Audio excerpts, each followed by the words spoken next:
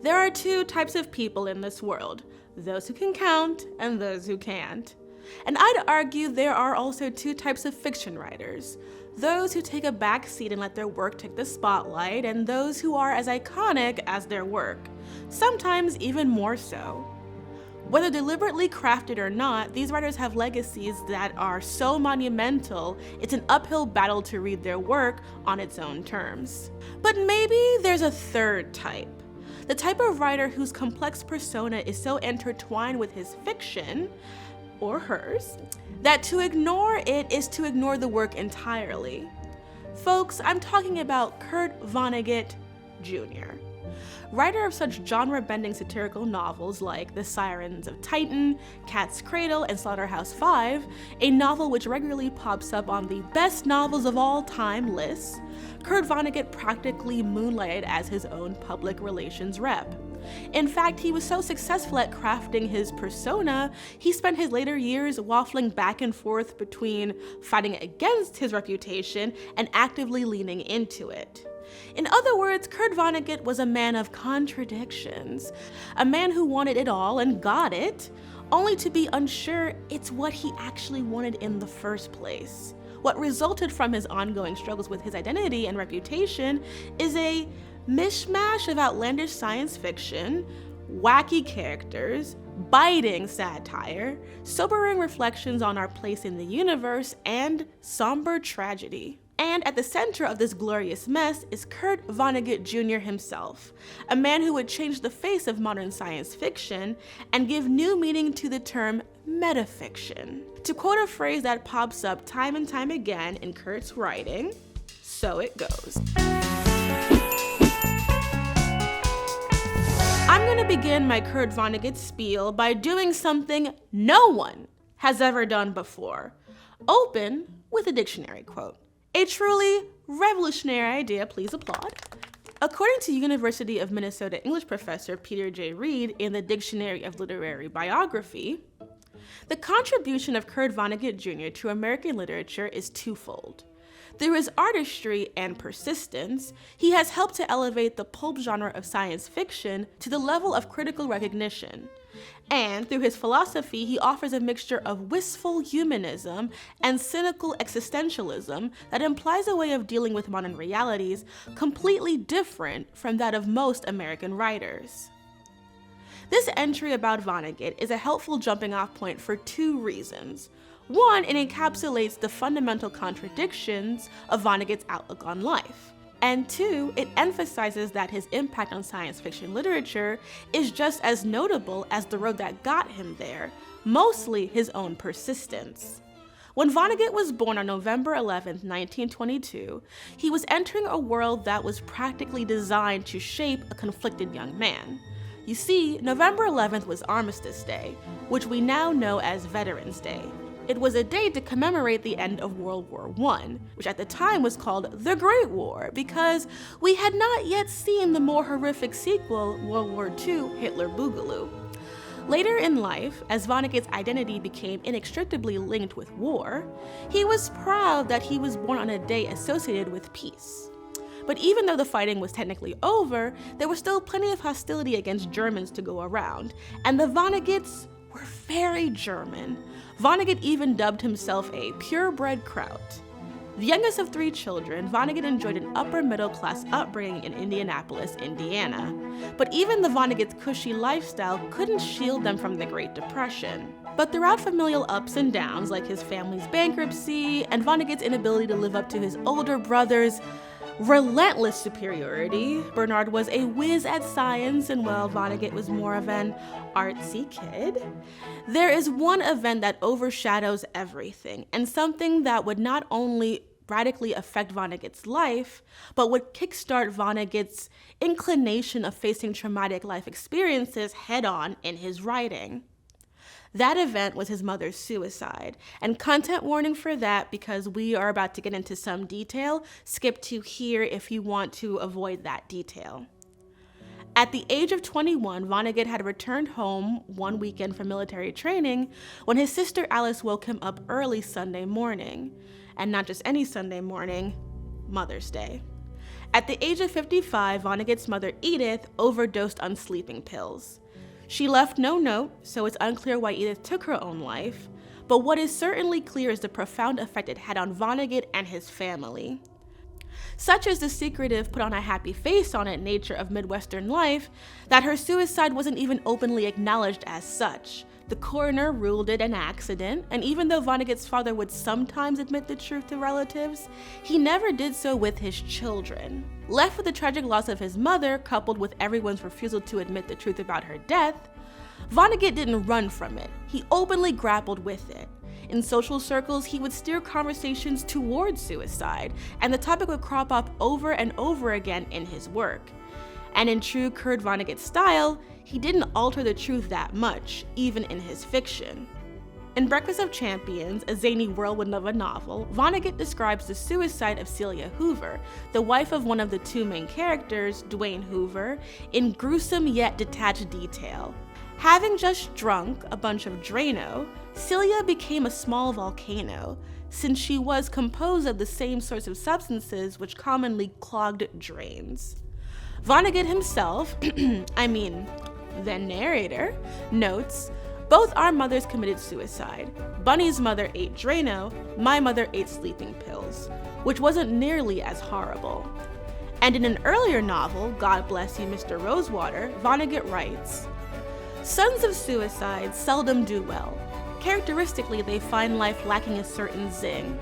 They tend to feel more rootless than most, even in a notoriously rootless nation. They are squeamishly incurious about the past and numbly certain about the future, to this grisly extent. They suspect that they, too, will kill themselves." I should just say right now, Vonnegut doesn't end up killing himself. He dies in 2007 at the ripe old age of 84, and not from the countless Pall Malls he chain smoked throughout the decades, which he thought for sure would kill him. No, he died of brain injuries from a fall, which is sad, but not the bleak fate he thought about for himself. But this quote also sheds some light on perhaps why so much of Vonnegut's work is focused on the meaninglessness of existence and humanity's likely doomed future. His mother's suicide also permeates his work in other ways. Says Kurt Vonnegut's biographer, Charles J. Shields, his mother's suicide permanently erased some of life's luster for him. In many of Vonnegut's novels and short stories, his obsession with self-destruction edges his fiction like a black border. Vonnegut's predilection to grapple with his own past in his fiction by portraying his mother characters as either morbid, crazy, or suicidal. Just 7 months after the death of his mother, the second of Vonnegut's two major life-altering events was set in motion: war. In December 1944, the Germans launched their final offensive with the Battle of the Bulge, and after his division was swept into the chaos, Vonnegut was one of 7,000 troops who was taken prisoner and marched hundreds of miles into Germany, leaving his family uncertain of his fate.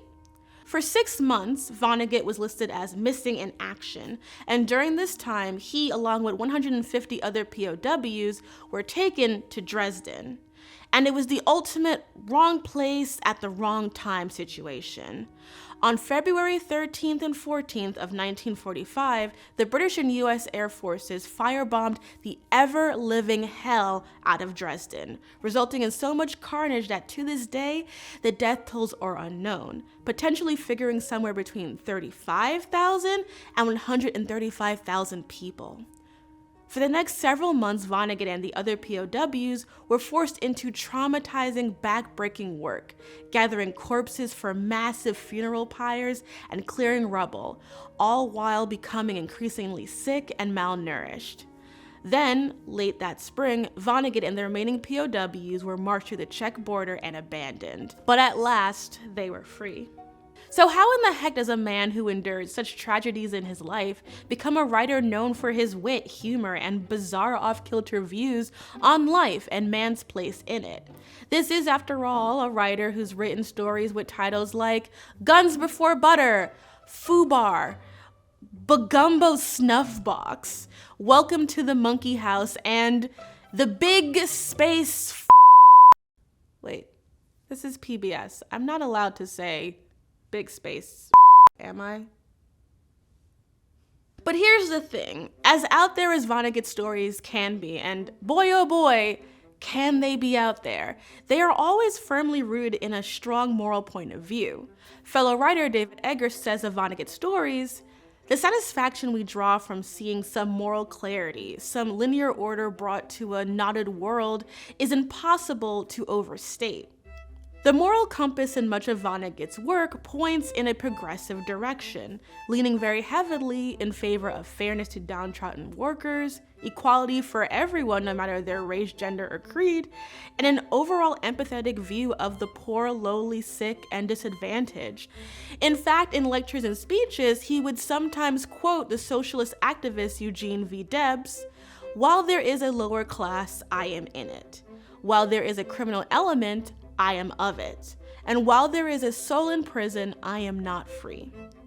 And then there is one of Vonnegut's most oft-quoted aphorisms, 'God damn it, you've got to be kind.' Between Vonnegut's reputation of such lofty words to live by and his growing reputation as a writer in the turbulent 60s and 70s, it's no wonder then that he attracted the attention and allegiance of America's youth. Disaffected by the never-ending war in Vietnam, the seemingly relentless assassinations of iconic leaders, and a barrage of violence across the country, many students turned to Vonnegut's fiction as a way to both escape from their harsh reality and stay tethered to it through the strong moral views in his work. So perhaps it is no coincidence that Vonnegut's most iconic novel, Slaughterhouse-Five, was released at the turn of the decade in 1969. A year many historians consider the end of the free-spirited peace and love 60s and the beginning of a darker period in America. Slaughterhouse-Five marked the culmination of Vonnegut's struggles to grapple with his own war experiences in his work. Rather than spice up his novels with big exciting battles and macho war heroes, he once again leaned into the truth, the confusion of war and the aimless powerlessness that so many soldiers like him felt. Slaughterhouse-Five also continued Vonnegut's trend of directly inserting himself in his fictional work, beginning the novel with this sentence, "All this happened more or less. More or less. Wink, wink." Vonnegut was continuing to fulfill his dream of wanting to be a character in all of his works. But now that he was becoming a household name, he wanted to have it both ways. He noted that to his fans, he was valuable to them as a personality, while simultaneously finding this disturbing in a way. As Vonnegut enjoyed the fruits of becoming a famous, well-known author, fancy dinner parties, hobnobbing with celebrities, speaking at universities and lecture halls for tidy fees, he was slowly realizing that the image of himself that he had relentlessly presented in his work was now interacting with his fans in the flesh. And to them, his persona and the real person were not lining up. They mistook persona for person, and in so doing became part of an endless, frustrating cycle between the writer and his fans. In short, as Shields puts it, he had made choices consciously or unconsciously that created multiple and even contradictory identities. On a more personal note, Vonnegut's nephew, Jim Adams, puts it thusly. There was a definite disconnect between the kind of guy you would imagine Vonnegut must be from the tone of his books, the kind of guy who would say, "God damn it, you gotta be kind," and the reality of his behavior on a daily basis. He was a complicated, difficult man. I think he admired the idea of love, community, and family from a distance, but couldn't deal with the complicated emotional elements they included. Vonnegut once did something few writers would ever have the stomach to do. He graded his own novels. He gave Slapstick the lowest grade, a D, while Cat's Cradle and Slaughterhouse-Five both got A+. Way to go, Cat's Cradle and Slaughterhouse-Five. Go for you. The rest were somewhere in the middle, but before he graded them, he emphasized that in a world with William Shakespeare, shout out to him, the grades I hand out to myself do not place me in literary history. I am comparing myself with myself. Throughout his life and career, Vonnegut's sense of self was ever evolving and always at odds with the blurred line between man and myth. It was a myth that he both embraced and resisted, a myth that even he himself got lost in like a funhouse of mirrors. In his later years, he told fellow writer Martin Amis, "I have to keep reminding myself that I wrote those early books. I wrote that. I wrote that. The only way I can regain credit for my early work is to die." Vonnegut did die, but the truth lives on in his fiction, more or less.